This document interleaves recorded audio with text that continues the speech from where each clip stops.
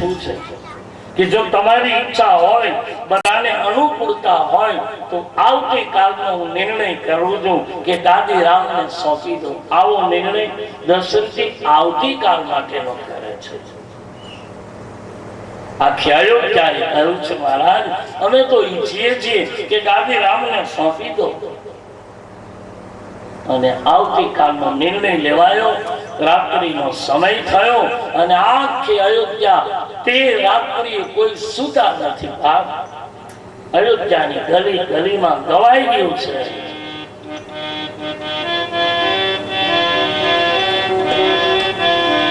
શ્રી રામ રાજા રે અમારે મારા સીતા. શ્રી રામ રાજા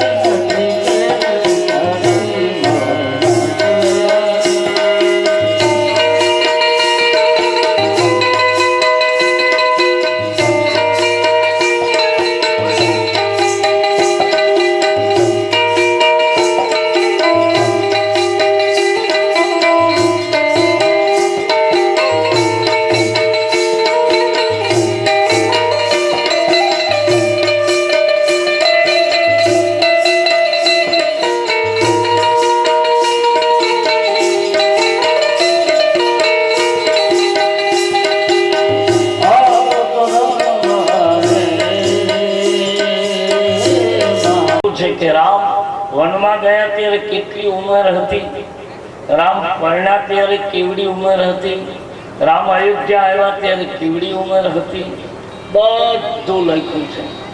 અયોધ્યાથી વનમાં ગયા તો કઈ તિથિ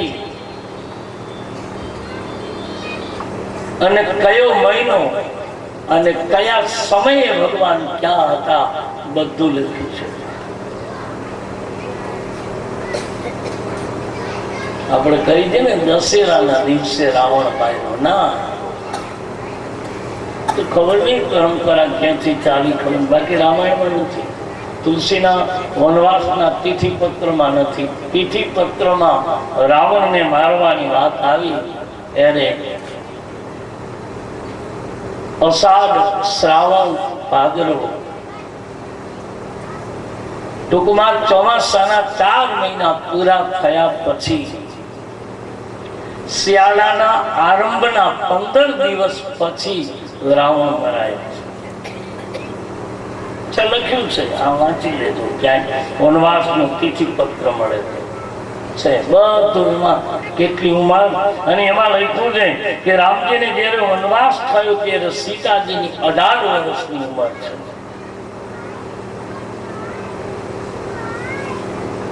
રામજીની ઉંમર 27 વર્ષની છે, એટલે 9 વર્ષનો ફરક છે. એ તો મેં ગઈકાલે કહ્યું. 27 વર્ષના રામ અને 18 વર્ષના જાનકી ભર યુવાનીમાં વનવાસ મેળવ્યો. જેમના ઉપર યુવાનીમાં જ દુઃખો પડ્યા અને અનહદ દુઃખો પડ્યા, અને છતાં એક પણ વખત જાનકીએ રામને ફરિયાદ કરી. અયોધ્યામાં તો ખબર પડી જ ગઈ કે કાલી લગાવી કૌતી કે મારા મુરારી અભી હેલાસી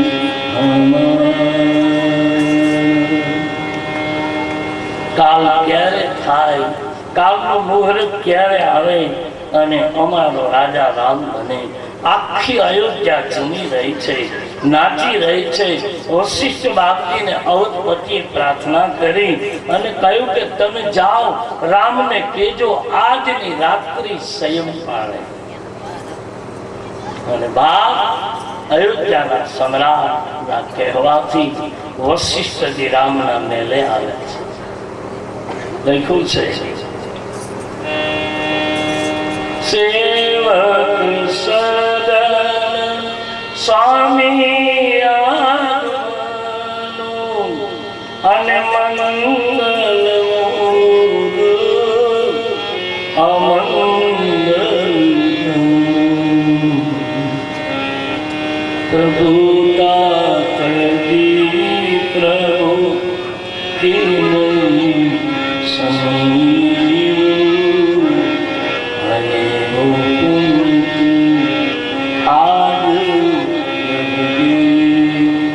ગુરુદેવના આંગણે રામ આવ્યા. ભર યુવાની છે બાપ રામ, ભર યુવાની છે માં જાનકીની, પણ રામ પૂજા ઘરમાં બેઠા છે. આવી જાનકી જોયું,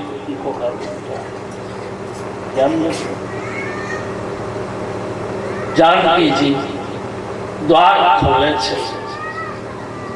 વશિષ્ઠજીને જોયા છે ને પ્રણામ કર્યા, નમન કર્યા. બાપજી, હા બેટા વૈદેહી,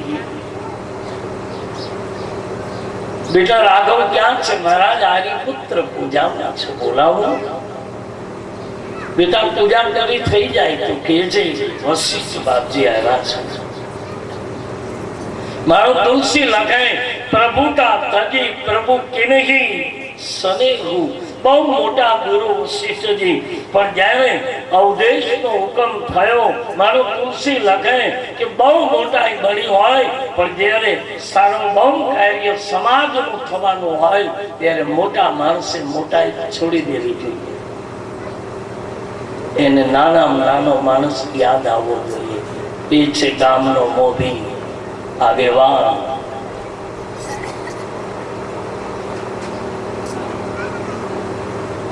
આશીર્વાદ આપ્યો જાનકીજીને. ભગવાન રામ પૂજાગરમાંથી બહાર નીકળ્યા છે. રામે કહ્યું છે સેવક સદન સ્વામી આગમનો. બાપજી, સેવકને ઘેરે સ્વામીનું આગમન થયું. જરૂર હતી તો મને બોલાવી લેવાય. ગુરુદેવ આપ અહીં સુધી આવ્યા. હા બેટા, એક આદેશ આપવા આવ્યો છું. બોલીએ બાપજી. કે બેટા, આવતીકાલે ગાદી અયોધ્યાની રામને સોંપવાની છે. આપને અયોધ્યાની ગાદી આપવાની છે. રાઘવ, આજની રાત્રિ શયન પાડજો. બાપજી, હા બેટા, ધરતી ઉપર શયન કરજો, ફલાહાર કરજો બેટા. આજની રાત્રિ ભગવાન રામ જે આ પૃથ્વીમાં હતા ત્યારે તુલસી કહે કે ભગવાન રામના વખતમાં પૂજા કોની થતી હતી? રામ કોની પૂજા કરતો? લો, કૃષ્ણ કોની પૂજા કરતા? સ્થૂળ રૂપમાં. બાકી તો બંનેના ઈષ્ટદેવ મહાદેવ છે, પણ સ્થૂળ રૂપમાં મનુષ્ય બનીને આવ્યા ત્યારે કોની પૂજા કરી? રાઘવે પૂજા કરી છે ભગવાન રામના, અયોધ્યાના રઘુવંશના પરંપરાના હતા ઈશ્વર શ્રી રંગનાથ ભગવાન. એની પૂજા થતી.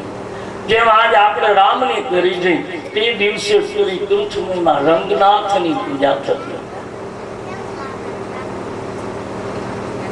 ભગવાન રામ પૂજા કરીને બેઠા છે.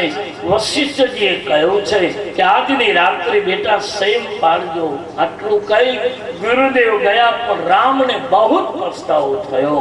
એને એમ થયું કે અમે ચારેય ભાઈ એક સાથે જન્મા, નામકરણ સાથે, ભણ્યા સાથે, લગ્ન સાથે, અને છતાંય અમારી અયોધ્યામાં આવી કેમ પરંપરા કે મોટાને જ ગાદી મળે? આ પરંપરા રામે તોડી નાખી. આવી જળ થયેલી ઘણી પરંપરાઓને રામે તોડી છે. એટલે શાસ્ત્રમાં પણ સંશોધન જરૂરી છે. આપણી અમુક જળ થયેલી પરંપરાઓની તોડી નખાય. એમાં કાંઈ આપણો દેવ, આપણો વડવો, આપણી ભગવતી કાંઈ નારાજ ન થાય. અને થાય તો મેં તમને કીધું, ઓળિયો ગોળિયો બધો મને દઈ દેજો. મન ભલે બધું વળગે. પરંપરા અમુક જળ છે. જળ થયેલી પરંપરાને છોડો. કપડાને સાબુ દેવો જ જોઈએ તો જ કપડું શુદ્ધ થાય. સીધી વાત છે. પણ પાછો કપડામાં સાબુ રહી જાય તો શું કહેવાય?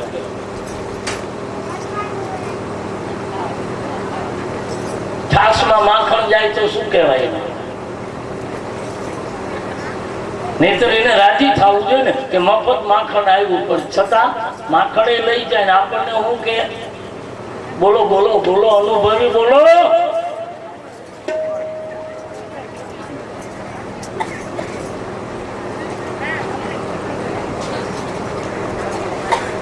શું કહેવાય?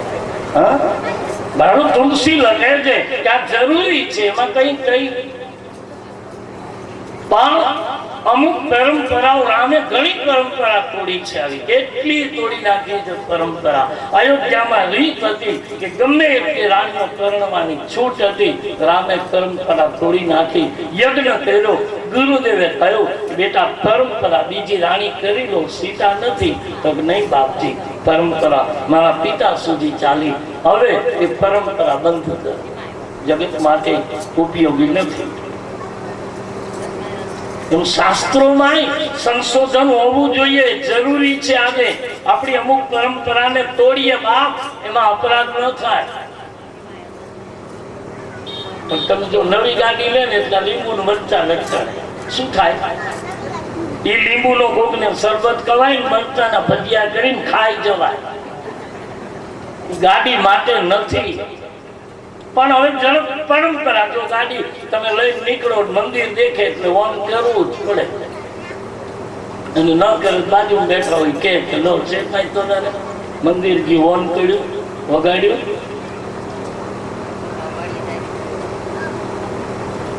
અમુક આવી પરંપરા જળ થઈ છે, એને નિકાલો બાપ. હા, આ બધી અંધશ્રદ્ધાઓ. મારી તમારી મૌલિક શ્રદ્ધા રાખો ને,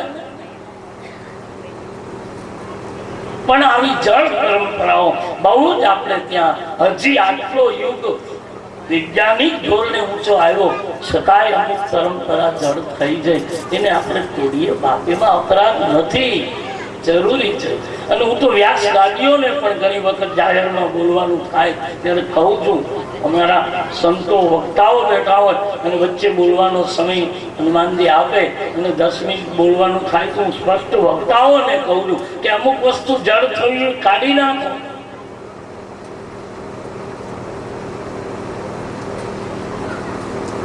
લખ્યું છે ભાગવતજીમાં આ પ્રસંગ છે, રામાયણમાં છે, સ્પષ્ટ લખાયો છે.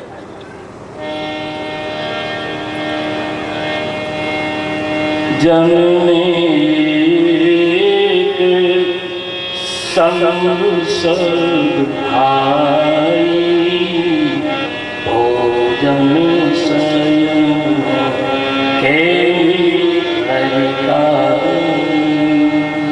કરહન દે ઉપરી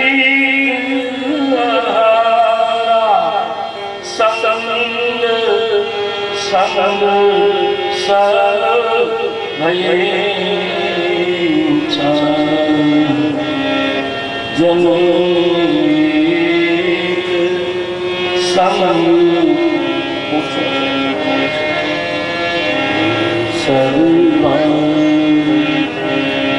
મારા નિષ્કલંક કુળમાં આ એક કાર્ય અઘટિત છે. મારા નાના ભાઈ રહી જાય, મને જ ગાદી મળે, આનું રામને દુઃખ થયું. આ રઘુકુળની રીત હતી કે મોટાને જ ગાદી મળે. પ્રજા પાલક પણ તુલસી કહે. પરંપરાને ખોટી લાગી તો રામે તોડી. મોટો નીતિવાળો હોય, મોટો પ્રજાપાલક હોય તો ગાદી આપવી જરૂરી છે, પણ મોટો અનીતિ, અન્યાય, અધર્મનું આચરણ કરતો હોય તોય ગાદી મોટાને જ આપવી.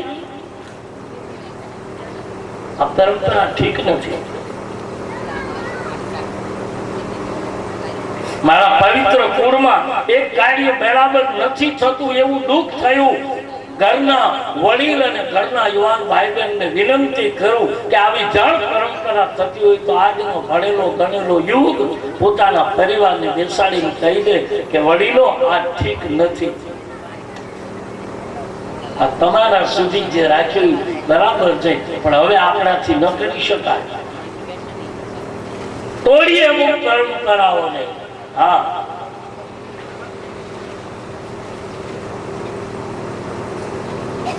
તુલસીદાસજી લખે છે કે ભગવાન રામે આ પરંપરા તોડી અને નક્કી કર્યું કે ગાદી રામને જ મળે એમ નહીં, મારાથી નાનો હોય તો એને પણ મળે. રામજી કહે ગાદી ભરતને મળે, કારણ કે એક તો ભરત નાનો છે, હું મોટો છું, અને એમાં અયોધ્યાની ગાદી મને મળે તો વધારે મોટો ગણાવ. રામ કહે હું વધારે મોટો થઈશ પણ મારા ભાઈ ભરતને મળે તો હું તો મોટો છું, પણ ભરતને મળશે તો ભરતનો રાજા ભરતનો મોટો ભાઈ કહેવાય. આપણો ભાઈ બહુ મોટો નેતા બને તો આપણને નથી, આપણે કાંઈ બે ભાઈ બોલાય ન હોય છેક લગી, પણ નેતા થાય એટલે આપણે ગમે ત્યાં કહેતા હોય હું ફલાણા ભાઈ નેતાનો ભાઈ છે. બંધુ બિહાય બળે હી અભિષેકું. મારો તુલસી લખે કે અંતરના ભાવને ભગવાન કહે મારી ઈચ્છા તો છે પણ કોણ પૂરી કરશે, અને અંતરની ઈચ્છા માં સિવાય કોણ પૂરી કરે. આખી અયોધ્યા નાચે છે. ભગવાન આજની રાત્રિ સ્વયં પાડે અને તુલસી લખે આ બાજુ દેવતાઓ વિચાર કર્યો કે આવતીકાલનો સૂરજ ઉગે તો અમે કઈ એક પ્રમાણે ઉગવો જોઈએ. બોલે કેમ કે આવતીકાલનો સૂરજ ઉગતા જો રામ વનમાં નહીં જાય. એટલે તુરંત દેવતાઓ એના સ્વાર્થમાં ડૂબ્યા છે. કાલ ક્યારે થાય એના આનંદમાં અયોધ્યા ડૂબી છે. ઉપર દેવતાઓ વિચાર કરે એ વખતે તુલસીદાસજી લખે છે लिखते सुधा જાવું વિધિ ગતિમાં સદા વિચાર કર્યો કે વિધાતાને બોલાવી સરસ્વતીને બોલાવ્યા. દેવતાઓએ સરસ્વતીને બોલાવીને કહ્યું કે તમે અયોધ્યામાં જાઓ અને અયોધ્યા જઈ અને કોઈની બુદ્ધિ બદલો. બોલે સરસ્વતી કહ્યું કે હે બાપ દેવતાઓ ક્યાં શું થયું તમને? કે બોલે અયોધ્યા જાઓ ને બુદ્ધિ બદલો. કોઈ દેવતાએ સરસ્વતીને કહ્યું કામ દેવતાઓનું કરો. આ શબ્દ જ્યાં દેવતાઓના મુખમાંથી નીકળો છે અયોધ્યામાં મારો તુલસી કહે અપસુકન થવા લાગ્યા. રામ રાજ્યનું સુખ ક્યારેક ક્યારેક આપણી પરંપરા જળ થઈ હોય ને બાપ, એ જળ પરંપરાને તોડો ને ત્યારે ઉપર દેવતાઓને ગમતું નથી. એટલે સદાવને તો કેમ ગમે? એ તો તુરંત કહી છે લ્યો કેટલા વર્ષથી અમે દાદાએ જાતા હતા, બંધ કરી દીધું છોકરાઓ. બાપ અમુક છતી પરંપરાને દેવતાઓ પણ નહીં ગમે, એને પણ વિઘ્ન કરવાની ઈચ્છા થશે. દેવતાઓ વિચાર કર્યો. સરસ્વતી બહુ સુંદર જવાબ આપ્યો. ઉચ્ચ નિવાસી તમે નીચ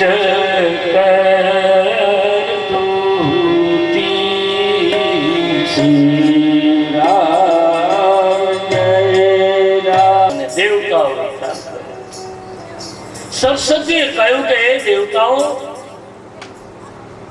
તમે બહુ ઊંચે રહો છો પણ તમારી દ્રષ્ટિ નીચી કેટલી. આ અયોધ્યાનું પૃથ્વીનું સુખ તમે જોઈ નથી શકતા. અને રામાયણમાં વૈભોજે એક આપણો નાનકડો સ્વાર્થ હોય ને તો આપણે કઈ નું કઈ કરીએ છીએ. સ્વાર્થ બહુ નાનો હોય. બીજાના જીવનમાં અંગારું કરતા આપણને નાનકડા સ્વાર્થ માટે વાર નથી લાગતા. તમને ખબર છે ગીધ કેટલું ઊંચું ઉડે? ગીધની ઊંચાઈ કેટલી? બહુ ઊંચે ઉડે ગીધ. એની નજર પણ દ્રષ્ટિ પણ વિશાળ, પણ ગીધની દ્રષ્ટિ ઉડાન ઊંચું, દ્રષ્ટિ નીચી.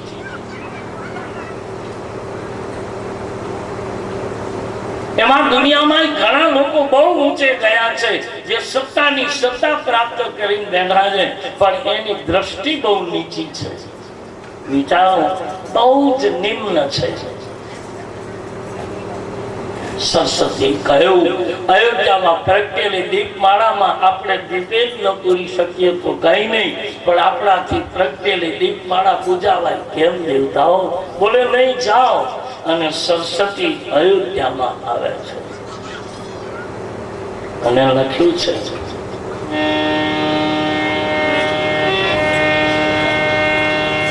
ખુશી દે જે જમાનાને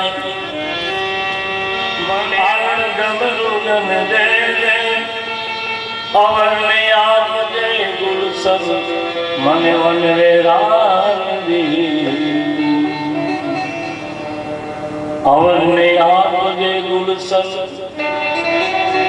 આવરને આપજે ગુલશન મને વનરે રાજી. સુફી સંતે કહ્યું છે કે અવરને આ આપજે પણ મને વન વેરાન આપજે. જમાનાના બધા પુણ્યો જમાનાને મુબારક હો. જમાનાના પુણ્ય બધા જમાનાને મુબારક હો. અરે હું નિર્ખું પાપને મારા મને એવા નયન દેજે. આયા ખુદા આપની તુજને છે વિનતી, આયા તુજને ખુદા વિનતી છે નાથી કે રહે દેનાથી અણનમની વામને ખુશી સુધે ગઈ. જેનાથી અણનમન રહે વામને ખુશી સુધે. સુખ મુઠી ચરનાથ તો જાગે આ સુકાણા છે આડ પાડોશીના અને કામ મુઠી ચડતું નાથ તો જાગે દીધું હોય તો દેતો જાગે આતું હોય તો જાતું જાગે આદર્યો ઈ કાઢતો ડોળા આદર્યો ઈ કાઢતો ડોળા ને માથે ઉભા મોત નોડા એમાં અવળ ચડેલું મહાન કોઈનું આજ ધીમે ધીમે હકારતું કોઈનું શુભ ન થાય તો કાંઈ નહીં સરસ્વતી કહે પણ એ દેવતાઓ તમે શું કામ અયોધ્યામાં આવું કરો અને સરસ્વતી કહે અયોધ્યામાં હું કોની બુદ્ધિ બદલું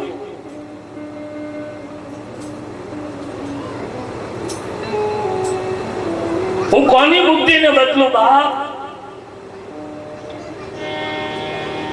માનસકા કહે સરસ્વતી થોડી વાર માટે તો ગુસ્સે થઈ ગઈ કે તમારો નિવાસ ઊંચો તમારા કર્તવ્ય ઊંચા તમે કહેવાતા બહુ મોટા માણસો એની દ્રષ્ટિ નબળી હોય બધા નથી હોતા પણ હોય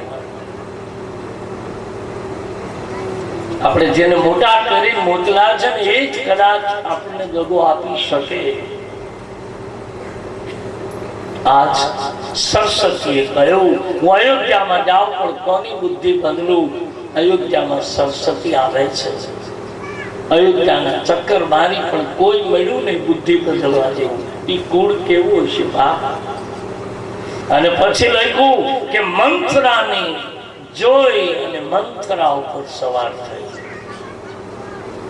હવે ધ્યાન દેના મંથરા અયોધ્યાનું પાત્ર નથી મંથરા કઈ કઈ દેશથી કઈ કઈ ની સાથે આવી છે દાસી તરીકે રામાયણની મંથરા અને મહાભારતનો શકુની આ બંને સાથે રહ્યા છે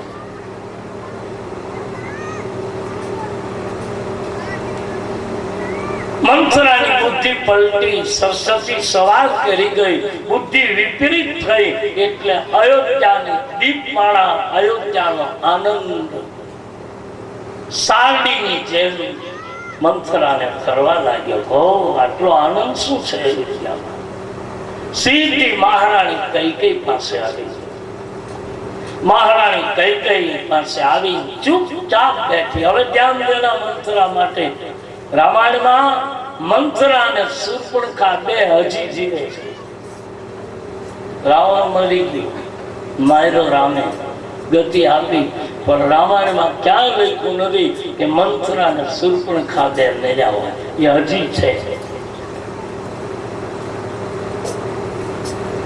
પણ મંથરા એટલે સ્ત્રી નહીં હવે ત્યાં આપણે મંથરા એટલે બેમને જ ગણી સ્ત્રી એટલે મંથરા હોય નહીં રામાયણની ચોપાઈમાં છે ભલે દેખાવ સ્ત્રી છે પણ એને મારો તુલસીદાસજી કેવલ એક સ્ત્રી ઉપર આંગળી નથી ચીનતો નહીતર દુનિયા આજ પણ બોલે કે બહેનોમાં મંથરા નીકળે ના ભૂલી જાજો પુરુષોમાં મંથરા હોય હમણાં તમને પ્રમાણ આપું પાકું રામાયણના દોહા સાથે પ્રમાણ આપું પછી વાંચજો આ જે કાંઈ કહેવાય છે ને એ રામાયણ જોઈને જરાક જોઈ લેજો ઘરે જઈને સમય હોય ને ભણ્યા હોત તો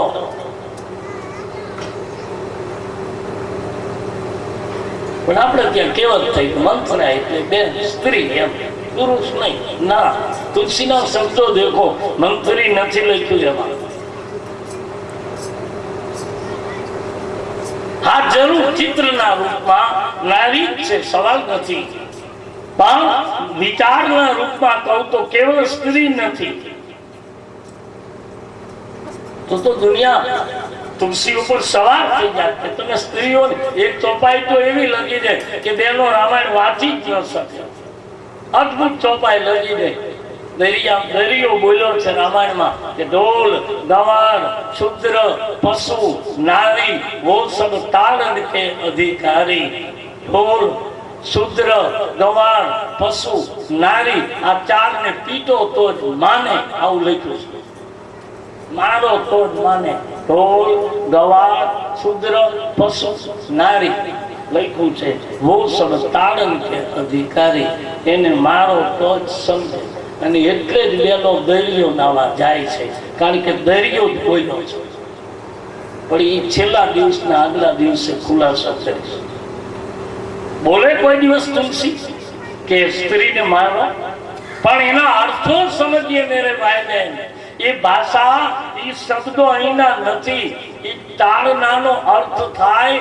તમે મારવાડી ભાષા લો, મરાઠી ભાષા લો, મહારાષ્ટ્રની ભાષા લો, બિહાર પ્રદેશની ભાષા લો, તો તુલસીએ લખ્યું છે કે ચોમાસામાં જવાસો અને આંકડો આ બેમાં પાંદડા ન હોય. એવું આપણે ચોમાસામાં આંકડામાં પાન છે જ નથી.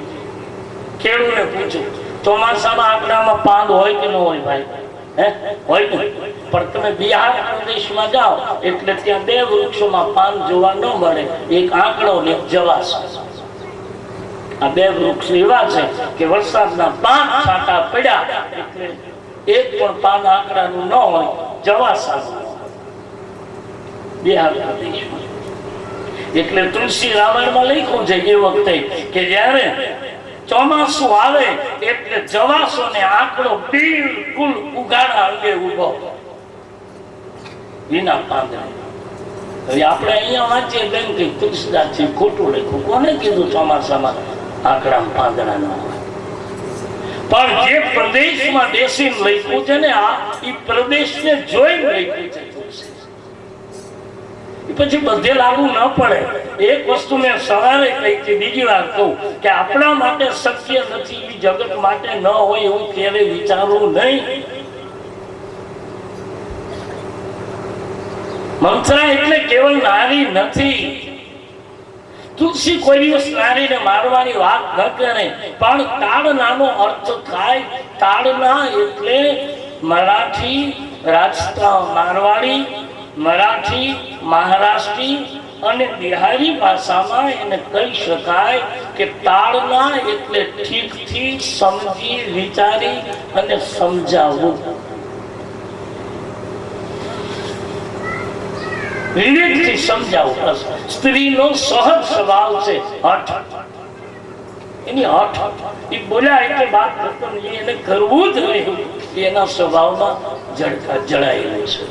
કુદરતની દેન છે. પણ એના સામે પુરુષ માટે તુલસી બહુ સુંદર શબ્દો આપ્યા કે તમે વિવેકથી સમજાવો તો થોડી. એ આપણને એમ કહે કે તારે રંગીન ટીવી લેવું જ છે એટલે હાથ કાઢવા, પણ પછી ધીમે રહે કેવું કે આવતા પગાર પછી લઈશું, કારણ મકાન લીધું છે, એનો હપ્તો બાકી છે, એ ભરી ગઈ પછી આપણે લઈશું. પણ સીધી ના પાડો ને તો તકલીફ થાય. વાયા કરો વાયા. તુલસી બહુ સુંદર શબ્દો મારા તમારા જીવન માટે તો અદભુત રામકથાએ કામ કર્યું છે. કહ્યું છે કે મંથરાની બુદ્ધિ બદલી. કેવલ કહેવાતી મંથરા નથી.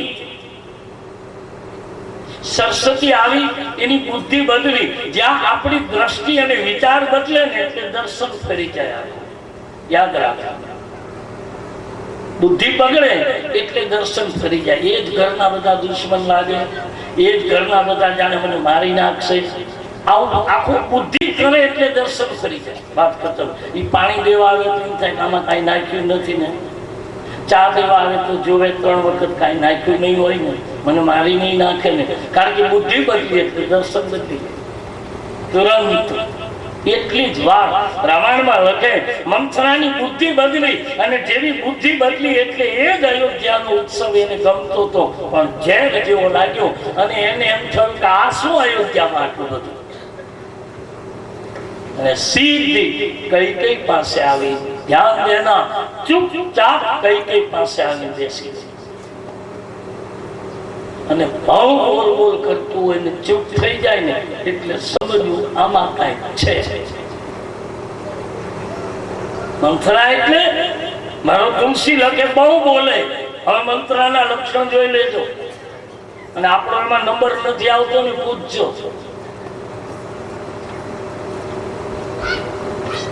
જે અતિશય બોલે, બહુ બોલે, બહુ બોલે, બહુ બોલે, પણ પછી એકદમ ચૂપ થઈ જાય તો સમજવાનું મંત્ર. પછી સ્ત્રી હોય કે પુરુષ હોય, અને ક્યારેય બોલતું જ ન હોય, બહુ જ બોલવા માંડે, બહુ જ બોલવા માંડે, સમજવું મંત્ર. પછી બેન હોય, ભાઈ નથી. આપણે જરૂર હોય ત્યારે નાના માણસને આમ કેવી કંગાળિયત કરતા હોય, નહીં ખાલી વાડીએ લઈ જાવ અને પૈસા દઈ લઈ જાવ તોય આપણે નાના માણસના આંગણા બેઠા હોય અને કેવી કંગાળિયત કરતા હોઈએ છીએ. મારો તુલસી લખે છે કે મંત્રા આવી કઈ પાસે ચૂપ બેઠે છે. મહારાણી કઈ તો વાત સામાન્ય નથી. કૈકેયીના ગુરુ, કૈકેયીના પિતા, કૈકેયી દેશની કન્યા છે, રાજકન્યા છે, રાજઘરાણું છે. બાપ અતિ સુંદર છે. 700 રાણીઓ હોવા છતાં મહારાજ દશરથજી કૈકેયીની સાથે પરણ્યા છે. એટલું નહીં, ગુરુના પ્રતાપે મહારાણી કૈકેયીના અયોધ્યામાં ચરણ પધરામણી થઈ છે. ત્યાર પછી તો અયોધ્યાનો અયોધ્યાના રાજા, અયોધ્યાના વંશજની કૈકેયી આવ્યા પછી અયોધ્યામાં રામ, લક્ષ્મણ, ભરત અને શત્રુઘ્ન જેવા 4 પુત્રો થયા છે. એ કૈકેયીના પગલાનો પ્રતાપ છે. એ રામને વન ન આપે, કારણ છે એના ગુરુ છે કૈકેયી દેશની દીકરી, એના ગુરુ છે શ્રવણના પિતા.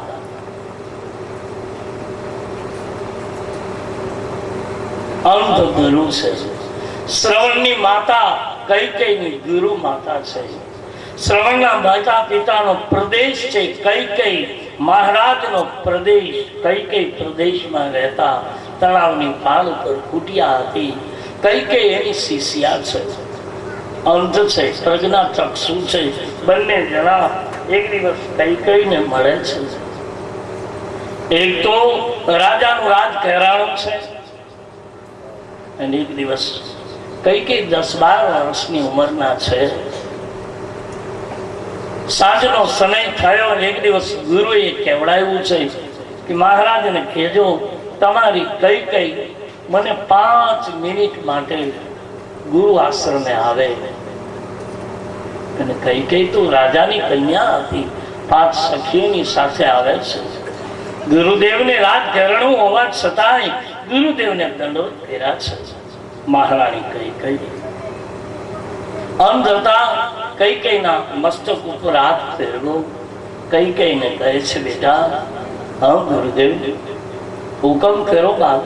કે નહીં બેટા, હુકમ નહીં, મારે હવે આ કૈકેયી પ્રદેશ છોડવો છે બેટા. શું કામ?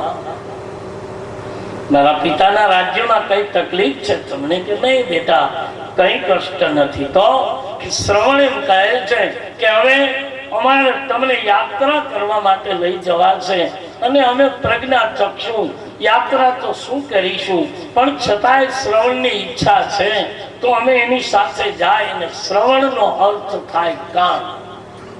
શ્રવણ એટલે કાન. જેના બહુ જ વિવેકથી જેના કાન શ્રવણ કરતા હશે એ માણસ વિવેકવાન હશે. ગમે તે માણસ ગમે તે બોલતો હશે પણ એમાંથી વિવેકનો જ શ્રવણ કરે, એનું નામ છે શ્રવણ. બધું બોલતા હોય બધા, પણ એમાંથી આપણે વિવેકથી શું લઈ લેવું? ઠાકોર રામકૃષ્ણની સભામાં બહુ પોતે અનપટ હતા.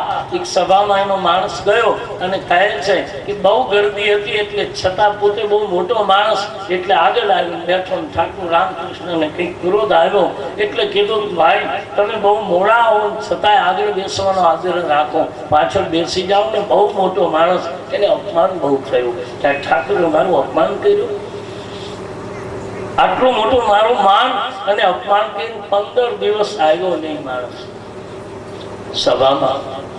15 દિવસ પછી આવ્યો એટલે ઠાકોરે પૂછ્યું, ભાઈ કેમ નહોતા આવતા 15 દિવસથી? કીધું, હવે જવા દો ને બાપુ, તમે સભા વચ્ચે મારું અપમાન કર્યું હતું, મારે કેમ આવું?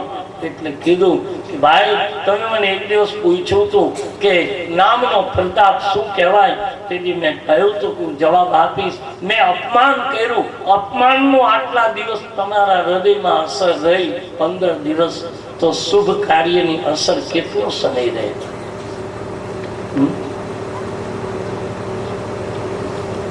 જે શ્રવણ છે એ શુભ વાતોનો સ્વીકાર કરશે.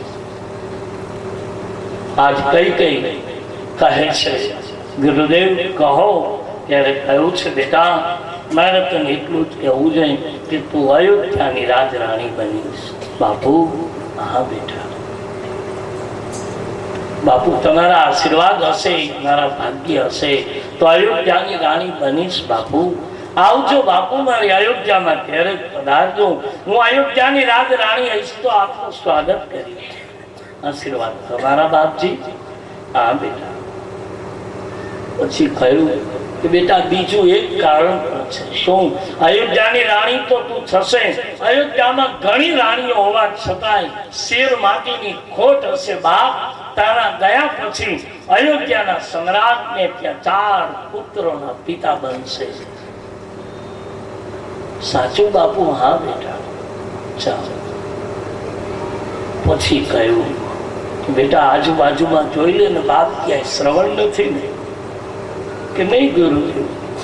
પછી કહ્યું બેટા અયોધ્યાની રાણી તો તું બનીશ, પણ જે પતિની તું રાણી થવાની છો એ જ તારા પતિના હાથે મારા એકના એક શ્રવણનું મૃત્યુ લખ્યું છે.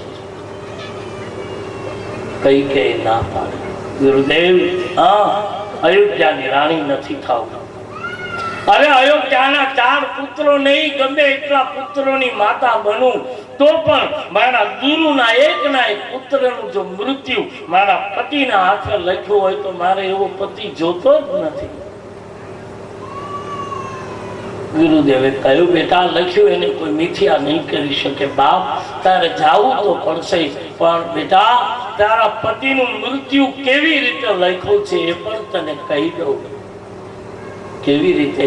કે તારા પતિનું મૃત્યુ એવી રીતનું છે કે 4 પુત્રના પિતા હોવા છતાં 4 માંથી 4 પુત્રનો વિયોગ જેદી થશે તેદી તારા પતિનું મૃત્યુ થશે.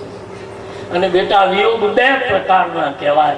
એક પુત્ર મૃત્યુ પામે તો વિયોગ કહેવાય.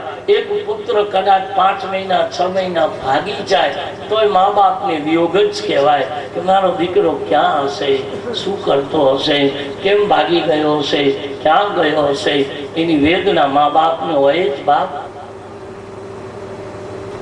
એટલે તારા પતિનું મૃત્યુ દીકરાના વિયોગમાં છે.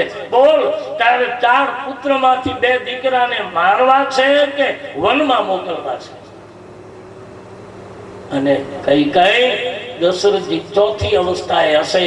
કદાચ દીકરાના વિયોગમાં પ્રાણ છૂટી જાય તો એની ચિંતા નથી, પણ રઘુવંશના 4 પુત્રો રહી જાય. અને યાદ રાખજે બેટા, જ્યાં તું રાણી બની જાય છે એ કૌશલ્યાના મુખે સાક્ષાત વિષ્ણુ અવતાર ધારણ કરશે અને વિષ્ણુની તું માતા બનીશ. તેથી બેટા આ ગુરુને યાદ કરજે. આ બધું કઈ કઈ ભૂલી ગયા હતા. કઈ કઈ ભોળા બહુ હતા. મહાભારતની ગાંધારી જેવું કોઈ ભોળું નથી. અમારી રામાયણની કઈ કઈ જેવું કોઈ ભોળું નથી બાપ. પણ કઈ કઈ નો પિતા સ્વાર્થી હતો, પણ બાપ ભલે સ્વાર્થી હોય પણ જેનો સમર્થ ગુરુ મળે ને તો મા બાપના આપેલા સંસ્કારોને પણ આમથી આમ કરી દે. પિતા એનો કૈકેયીનો પિતા બહુ સ્વાર્થી જાય. એને એમ કહ્યું દશરથજીને કે મારી કન્યા પરણાવું, પણ મારી કન્યાનો પુત્ર જ અયોધ્યાનો ગાદીપતિ બને, આ વચન આપો તો દીકરી આપું. અને દશરથજીએ વચન આપ્યું છે. પણ ખબર હતી કે મારી કૈકેયી બહુ ભોળી છે, એટલે ભૂલી જશે, એટલે લાવ એને યાદ કરાવવા માટે મંથરાને ભેળી મોકલું. એટલે મંથરા સાથે આવે છે. ગાંધારી ભોળા હતા મહાભારતના, એ ભૂલી ગયા હતા. શું કામ? કે ગાંધારીના પિતાનું નામ છે શંકરનો પોઠિયો. ગાંધારીનો પિતા છે. દાદા ભીષ્મ જયારે ગાંધારીનું માંગુ લઈને ગયા ધૃતરાષ્ટ્ર માટે, ત્યારે લખ્યું મહાભારતમાં કે ગાંધારીના પિતાએ એમ કહ્યું કે અમે તમને કન્યા નહીં આપી. બોલે કેમ? કે તમે જ્ઞાતિ બાળ છો, તમે ભીલની કન્યા પરણ્યા છો ને તમારા પિતા, એટલે અમે દીકરી નહીં આપી. તે દિવસે ભીષ્મ પિતાએ કીધું કે અમે તો જ્ઞાતિ બાળ છે, પણ તમે તો જાતિ બાળ છો. બોલે કેમ? કે અમે ઢેબર કન્યા પરણ્યા છે, પણ તમારી ગાંધારીનો તો પિતા જ પોઠિયો છો, તમે તો કોઈ મનુષ્યના નથી. પછી એના બાપને બહુ શરમ થઈ કે મારું બધું ખુલ્લું પડી જશે, એટલે કોઈને ખબર ન પડે. એ ભીષ્મ દાદાને ગાંધારી આપી દીધા. પછી વિચાર્યું કે હવે આની સાથે આપણે લડવામાં નહીં પહોંચીએ, એટલે ગાંધારી સાથે શકુનીને મોકલો કે તું ત્યાં જા અને ભેળો રહીને બધું પતન કરી નાખજે. એટલે પાછા લઈને કેતો ભાંગ જા. એ શકુની સાથે મહાભારત રામચરિત માનસની મંથરા સાથે આવી છે. કઈ બધું ભૂલી ગયા, કારણ કે અયોધ્યાનો પ્રેમ એવો હતો કે ભૂલા. અને તમે દારગામ જાઓ ને પછી સુટકેસ ભરો ને, સુટકેસ ભરો ને, એમાં પહેલું કપડું જે મૂકો ને એ છેલ્લે નીકળે, અને છેલ્લે બંધ કરતી વખતે કપડું મૂક્યું ને એ સુટકેસ ખોલો એટલે પહેલું નીકળે. જે છેલ્લે મૂક્યું છે પહેલા નીકળે, અને પહેલું મૂક્યું છે છેલ્લે નીકળે. એમ આ સંસ્કાર કૈકેયીમાં એના પિતાના હતા, સ્વાર્થના. પણ અયોધ્યામાં આવ્યા પછી અયોધ્યાનો પ્રેમ જોયો એટલે બાપના સંસ્કાર દબાઈ ગયા. એટલે મંથરા ભેળી આવી. અને મંથરાનો એક અર્થ થાય આપણા જીવનનું મંથન કરી અંદર પડેલી વાતોને યાદ કરાવે, એનું નામ મંથરા. આપણે ભૂલી ગયા હોય ને તો એ કે જાતા નહીં તમારા વેવાઈના લગ્નમાં. કેમ? તમારા દીકરીના લગ્ન થયા ત્યારે નહોતા આવ્યા, વળી ભોળા થઈને ભૂલી જતા નહીં. મને વળી કાલનું યાદ આવ્યું એટલે મને એમ થયું કે લાવો કઈ આવો, નહીતર મને ઊંઘ નહીં આવે. એટલે કેવા આવી છું તો જો જાતા નહીં. સમજવાનું કે આ મંથરા આપણે ભૂલી ગયા હોય છતાં યાદ કરાવે. કઈ તો ભૂલી જ ગઈ છે બાપના સ્વાર્થને, પણ મંથરાએ યાદ કરાવ્યું. અને મંથરા ચૂપ થઈને બેઠી. સ્વાર્થી અને આગતી માણસ ચૂપ થઈ જાય. સમજવાનું, સ્વાર્થી ચૂપ થયેલો માણસ બહુ બોલવા માંડે. કોઈ બી હસતો ન હોય ને હસવા માંડે. આપણે એમ થાય કેમ આજે આટલા બધા ખુશ છો? પણ સમજવાનું મેરે ભાઈ બહેન, સ્વાર્થ. તુલસીદાસજી લખે છે આ બાજુ મંથરાએ બુદ્ધિ બદલી. આ છે કૈકેયી, અને કૈકેયી પાસે મંથરા આવી. રામાયણમાં લખવું છે કે મંથરા ચૂપ બેઠી. કૈકેયીએ કીધું છે મંથરા તું બોલતી કેમ નથી? મને એમ લાગે છે તું બહુ બોલ કરતી ને. હા, લક્ષ્મણે તને તમાચો માર્યો હશે, કારણ કે લક્ષ્મણજી ઘણી વખત મારતા મંથરા. મને એમ લાગે છે મંથરા તને લક્ષ્મણજી માર્યું હશે, કેમ બોલતી નથી? બોલે મહારાણી હા શું બોલું? બોલે કેમ? હવે તુલસીદાસજી મંથરાનું નામ લખ્યું છે. મંથરાની ચોપાઈઓ 2 થી 3 છે ને એક દુહો છે, બસ. આ પછી મંથરા ક્યાંય રામાયણમાં દેખાડી નથી. બસ અહીંયા આવી. રામ વનમાં ગયા પછી પછી ક્યાંય રામચરિત માનસમાં મંથરાનું નામ નહીં વાત કરતા.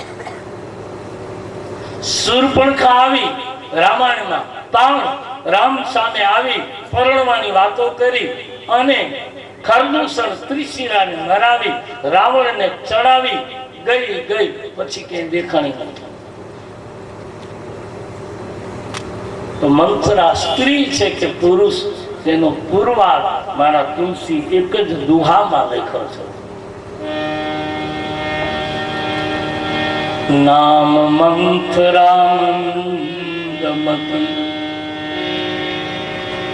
ચેરી કઈ કઈ અજસ સે તાગી કરી ગઈ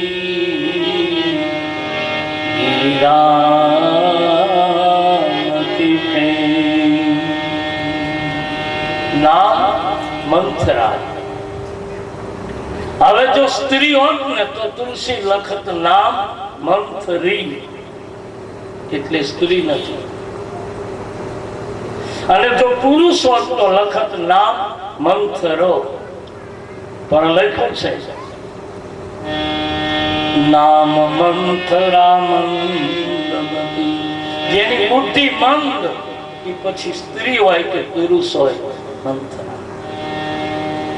અને મારો તુલસી લખે, તુલસી જાતીય મંથરા ને મંદ કીધી. હવે એક રાતમાં રામને વનવાસ અપાવી દે એને મંદ કેમ કહેવાય? મંદ તો ઓછી બુદ્ધિ હોય એને કહેવાય ને. ઓછી બુદ્ધિ ના ને આપણે કઈ મંદ માણસ છે. હવે એક રાતમાં આખી અયોધ્યાને જેને રોતી કરી એને બુદ્ધિ ઓછી વાળી કેવી કેમ? આપણે હોય તો શું કઈ ચતુર છે, લુચ્ચી બુદ્ધિ છે. અને આપણે ત્યાં શાસ્ત્રોમાં કહેવાયું છે બુદ્ધિના 3 પ્રકાર છે. એક મતિ, બીજી સુમતિ અને ત્રીજી મહામતિ.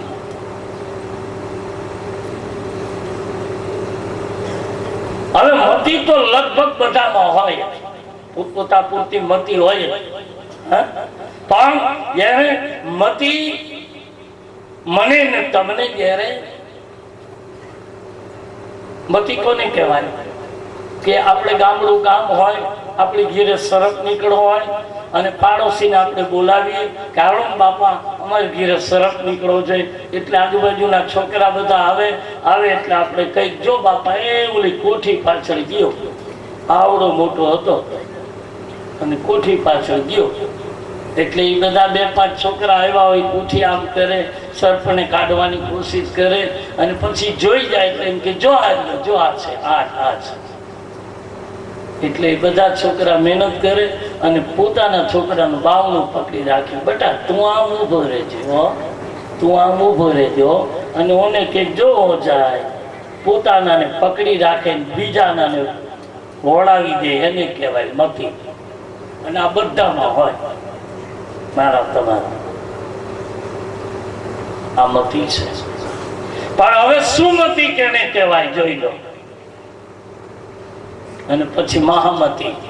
સુમતિ એને કહેવાય કે એક ને એક વિધવા નારી, 4 દીકરાની માતા.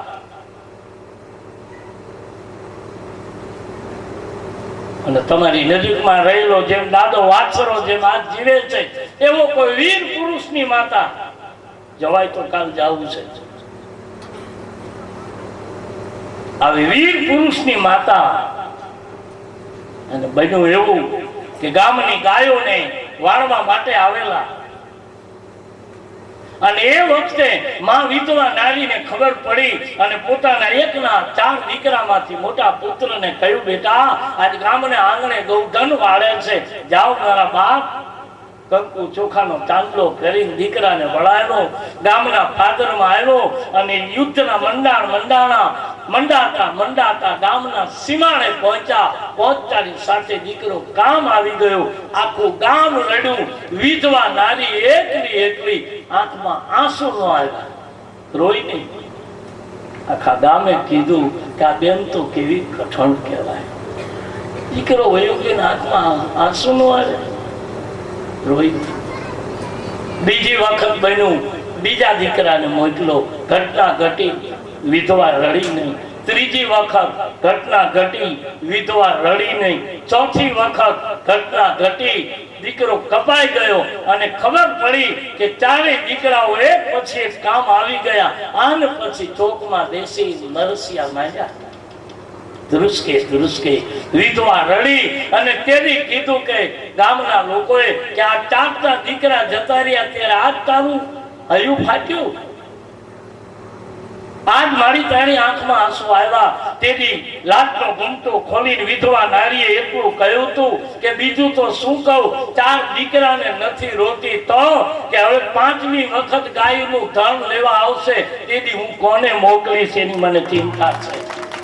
ચાર ગયા, હવે પાંચમો નથી, હું કોને મોકલીશ એનું મને દુઃખ છે.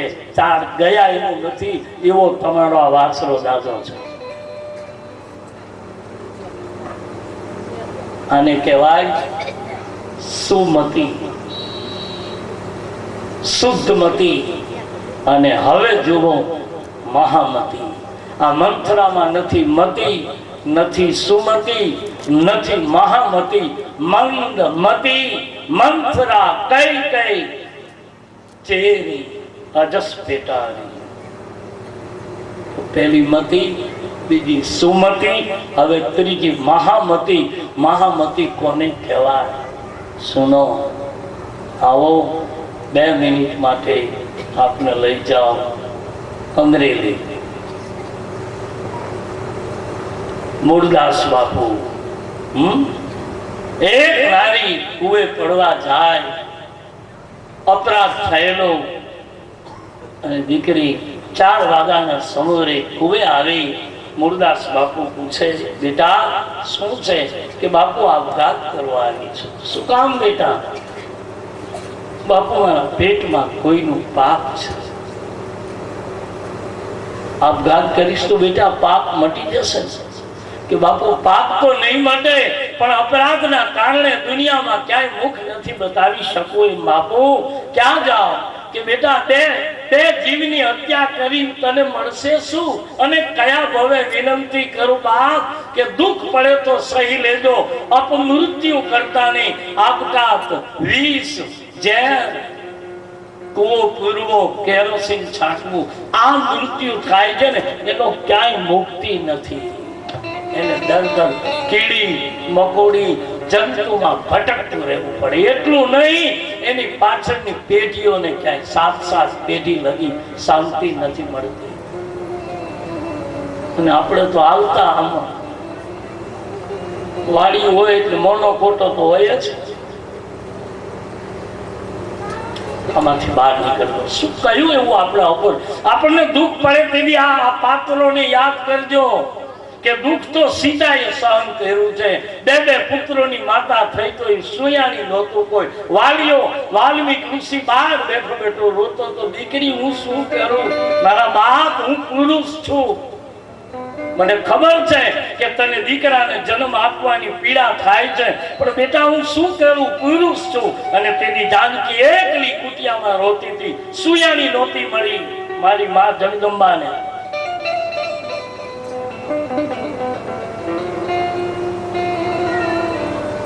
આપણે દુઃખ શું ધૂળ પડે છે?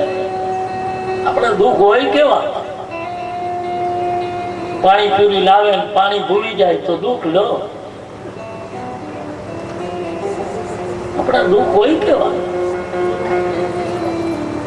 મેરે ભાઈ બહેન, આમાંથી બહાર નીકળીએ. આ સુમતી, આ તમારી સામે 3 ને 3 6 કલાક સુધી આ સેવું નથી, અવળા થઈ થઈને બોલી છીએ.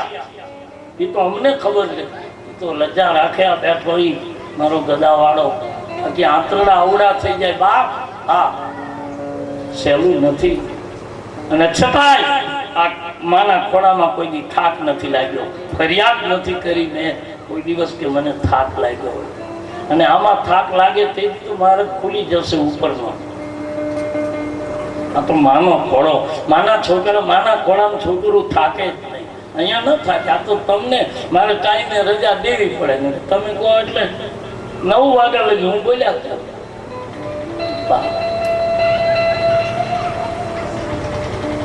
मेरे भाई बहन, આ છે મતી, આ છે સુમતી, આ મહામતી. મૂળદાસજી કહે છે બેટા તું આપઘાત કરીશ તો તને શું મળશે? કે કઈ નહીં બાબા, પણ હું જવાબ નથી આપી શકું.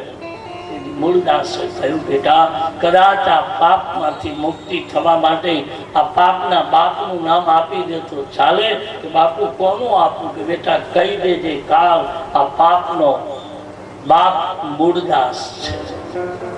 બાપુ તમારા ખોળામાં તમારા ચરણમાં ગામના બાળકો બેળવી દે છે. દુનિયા તમારા ચરણ ધોઈ જલ પીવે, તમારું નામ આપું. બાપુ દુનિયા રહેવા નહીં દે કે જે થવું હોય તે થાય. અમે સાધુ છીએ પર છિદ્ર દુરાવહી સાધુ. અમારે બીજાના છિદ્રો ઢાંકવાય અમારો કર્મ છે. સવાર પડ્યું, દીકરીએ જાહેરાત કરી. જે દુનિયા પગે લાગતી હતી એ દુનિયાએ મૂળદાસને પથ્થર માર્યા. ગધેડા